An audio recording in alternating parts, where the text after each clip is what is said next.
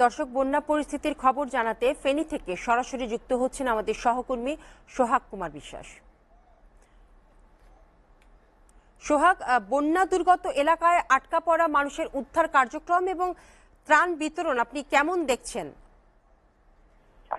আসলে আমি আজকে সকালে ছাগলনাইয়ার মাতামুহুরী নদী থেকে একটি বোটে করে ছাগলনাইয়া, পরশুরাম এবং ফেনী সদর তিনটি উপজেলা ঘুরেছি। তিনটি উপজেলার মধ্যে কিন্তু কোথাও আমি মাটির কোনো চিহ্ন দেখতে পাইনি। পুরো এলাকায় কিন্তু পানিবন্দী, পানিতে নিমজ্জিত হয়ে গেছে। কোন কোন জায়গায় একতলা পুরোটাই, একতলা ভবন যেগুলো আছে পুরোটাই পানিতে নিমজ্জিত। কোথাও দেড়তলা পর্যন্ত, মানে একতলার ছাদের উপরেও কিছু দূর পানিতে ডুবে আছে। টিনের যে ঘরগুলো আছে সেই ঘরগুলো অনেকগুলো মাটির যে কাঁচা আধা কাঁচা ঘরগুলো যে আছে সেগুলো কিন্তু অনেকেই পানির তোড়ে ভেসে গেছে।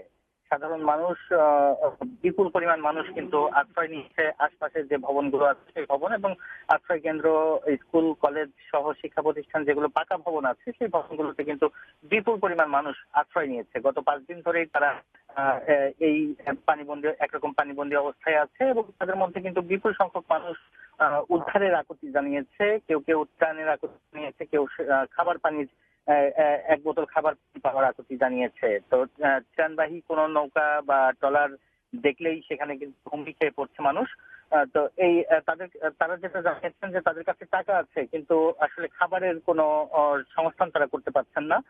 সাধারণ মানুষের পক্ষ থেকে ত্রাণের ব্যবস্থা করছে স্বতঃস্ফূর্তভাবে বেশ কিছু দেশের বিভিন্ন জায়গা থেকে যে সামাজিক এবং স্বেচ্ছাসেবী সংগঠনগুলো আছে তারা ত্রাণ নিয়ে যাচ্ছে ট্রলারে করে বিভিন্ন জায়গায়, বিভিন্ন গ্রামে গ্রামে তারা ঢুকছে। তবে দুর্গম এলাকাগুলোতে কিন্তু এখন পর্যন্ত 5 দিনের কোনো ত্রাণ পৌঁছেনি।